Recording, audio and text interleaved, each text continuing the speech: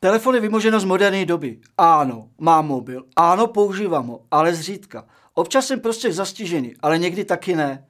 Mám tarif, jeden z nejnižších, co byl v nabídce, ale mě na volání bohatě stačí. Textovky nepíšu. Já se prostě s lidma rád bavím, face to face, a život prožívám jinak, než po telefonu. Kolik platím? Něco přes 300, prostě přesně tolik, kolik je tarif. Víc nepotřebuju. Když občas kouknu do výpisu, z radosti sleduji, jak se mi převádí minuty do dalšího měsíce, takže o ně nepřijdu. A až se jednou rozhodnu, tak je všechny provolám. Jak jsem si vybral operátora? No to bylo jednoduchý. Většina kámošů ho má, takže jsem dal na ně. Nevím, jak ho využívají oni, a je mi to jedno.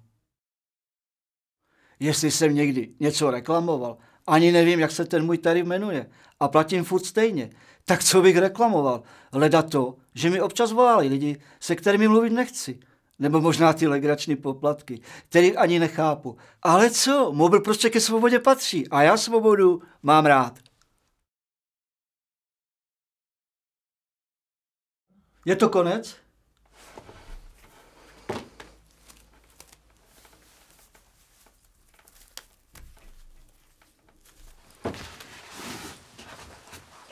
Objednávám si vůz.